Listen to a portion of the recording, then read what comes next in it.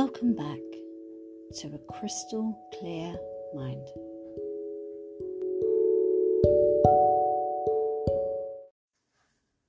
Hello, my lovelies. How are you all doing out there? Wherever you are in the world listening right now, I'd like to thank you for joining us. I can't believe that this is it. This is the last new moon of 2023. So I'm going to go back over a little bit from the last lunar phases and then talk a little bit about this new moon that's coming up, which is also on the 12th of the 12th, which is a lovely angel number. So that's quite a nice tie-in as well. So if we go backwards and reflect a little bit first, the last new moon that we had in November was in Libra. And that new moon asked us to seek balance and harmony and look at that in all areas of our life. It wanted you to have a look at your intentions with yourself in mind and to have a think about where you were giving too much of yourself with very little in return. It was quite an interesting lunar phase last month, as it also came along with a solar eclipse. We couldn't see it in the UK, but we definitely felt its vibe. And it was also rife with Mars and Venus energy, which was allowing us to inspire passionate changes in our life. And it kind of gave us a little bit of a warning to be wary of that fire aspect from Mars, and to be careful of saying the wrong thing at the wrong time. And then we came to the Gemini full moon on the 27th of November, 2 weeks ago. And I was away at the time, so I wasn't able to record a podcast for this new full moon, which was unfortunate because I really, really wanted to, because Gemini energy is just quite fascinating in general, because it's the twins and it's got this kind of dual personality to it. But where I was so windy, which in itself was quite ironic because Gemini is an air sign. It was just so windy that basically the podcast couldn't be heard. So I do apologise for not putting one out on the full moon. I did try my best, but it was just like really battling with the elements a bit. So if we go back over the Gemini full moon, it brought us a really kind of heavy and a chaotic energy, which was full of emotions and intense vibes. The Gemini energy is kind of like that, generally speaking. So it was all about riding out the waves of what that energy brought with it. And having the full moon in Gemini meant that it was our chance to be bold and be brave, be daring and adventurous and be curious, learn new things, ask questions about yourself, within yourself, and to others as well. It wanted us to be curious with ourselves and with others, but most of all, it just wanted us to be kind to ourselves, whether that was how we speak to ourselves internally or how we speak about ourselves externally as well. And then that brings us round to today's Sagittarius new moon. And as with all new moons, it's all about taking that time to reflect, to prepare yourself to move forward with your intentions set, using this lunar phase as if it was a clean slate kind of moment to move forward with confidence.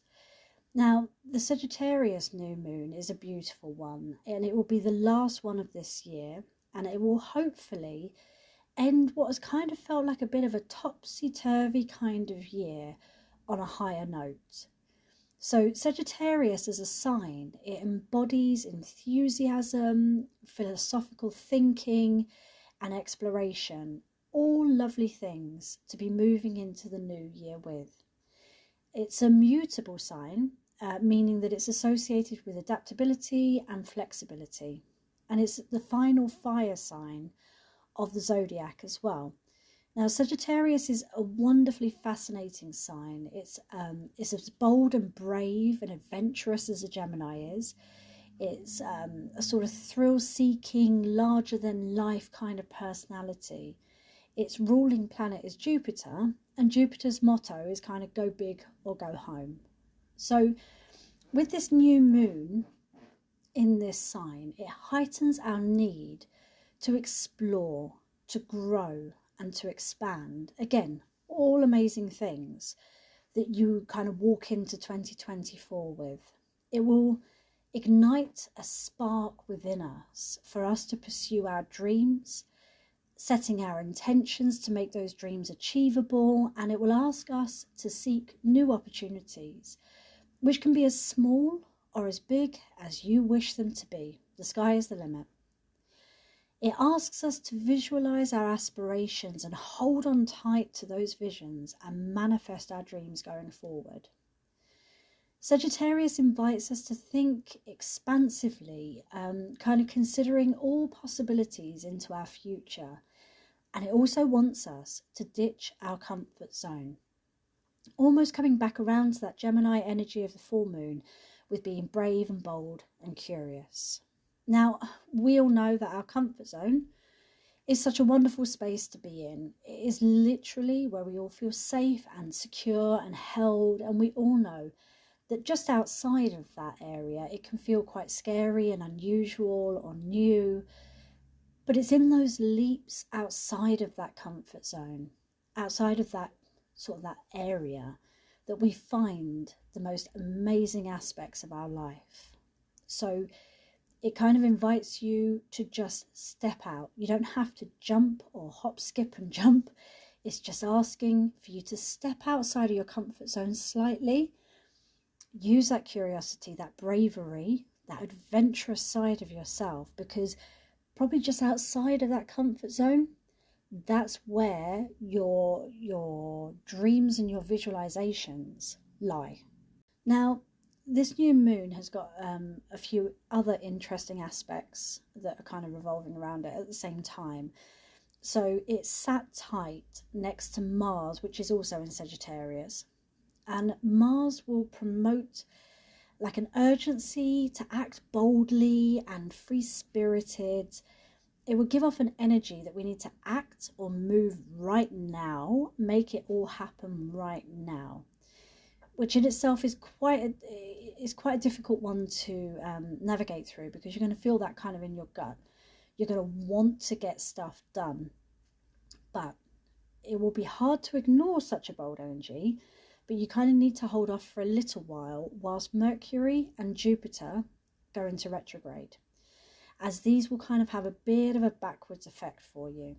So tomorrow, the day after the new moon, Mercury will go into retrograde, and it will occur in Capricorn. And you know how much we all love a good retrograde. It just sort of sweeps in and knocks us all off of our feet. So it will come at you with its usual energetic issues. You may find that you're more fatigued by it, you feel a bit more lethargic or worn out. You might notice that your technology is giving you a bit of hassle. It can also provide setbacks to any projects that we've already put into motion. So you just need to keep your eyes peeled for these moments, and know that on January the 1st, the retrograde for Mercury ends, and likewise for Jupiter, the retrograde will end on the 30th of December. So as always, I cannot stress this enough, with any retrograde, but especially Mercury, please, please, please check anything that you do that is electronic. Check it twice, check it thrice. It's always worth it whilst these planets go into retrograde. So that's your texts, that's your emails, social media posts, scheduling social media posts. Always check it's going to the right person, it's going to the right place, and it's going for the right reason, as the retrograde has a wonderful habit of messing with that side of things for us. So we're really lucky with this one, in a sense, because both retrogrades are really short-lived. Normally they can go on for a lot longer. So the best advice I can offer you right now is use tonight's new moon energy the way that you normally would. Journal and plan your intentions. Plant those seeds of what you wish to achieve, not just for the month on this occasion. So normally we do it for kind of the month ahead, sometimes a little bit further, but for this one, look further into 2024 for January-ish. What do you want to be achieving as a whole going forward into this new year? And then try to ride out the Mars energy that is spurring you into that intense action, knowing that the retrogrades may set you back, and try instead to utilize the December and winter solstice energy, which is to chill, to hibernate, rest, relax, and then know that as soon as those retrogrades end on the 30th of December and the 1st of January, that is the time to plow forward with your intentions that you have written out or visualized or journaled about. Now, whatever dreams or pursuits you set your intentions on will begin to pick up speed as the 2 retrograde planets also pick up speed in the sky in January. So buckle up and embrace and ride out that retrograde period, knowing that it will all kick into place in the new year. Now, this new moon in Sagittarius will create a square with Neptune, which is in Pisces, meaning that there's a lot of ambiguous feelings around how to propel ourselves forward. But with the nodes of destiny on the Aries and Libra axis being activated, we may feel as if we're not moving fast enough into our fate, which will probably also tie in with that kind of Mars wants us to move forward quickly, but the retrograde's not really letting us get there. But trust that destiny is asking you to just take a step back. Use this December like a downtime to reflect over how far you've come this year, reflect over your achievements and your accomplishments, reflect over what you want to come into your life and what you wish to create. You need to be patient. Not all information you need will arrive straight away. So you might find around the 22nd of December or just after that time, when Capricorn season arrives, the answers that you're looking for may appear around that time. So I would strongly suggest, as I usually do with a new moon, I would take the evening, spend time reflecting backwards, journaling forwards, setting your intentions, planting your seeds. I would definitively light a candle tonight to let the light back in, especially where I am in the UK today. It is a miserable day. It is chucking it down. It's so grey, it's almost going quite dark around here. So I am for sure going to be lighting some candles to let the light back into my life. I always like to do a water ritual on a new moon and full moon to just remove and wash away any negative energy that's sort of stagnating on me. And I would highly recommend it to you. A bath at this time of year, especially if it's a chilly day, it's perfect anyway, regardless of negative energy. It's just something that we could all do with it. It also just gives you a little bit of you time, a little bit of self-care time to work through those thoughts. And it's a wonderful place to just do a visualization of what you want to bring in to your life as we move through into the new year. And if you're like me and you work with crystals, my recommendations for this one is to use red jasper, which is one of my favourites, which is kind of a bit of a fib because I think they're all a bit my favourites.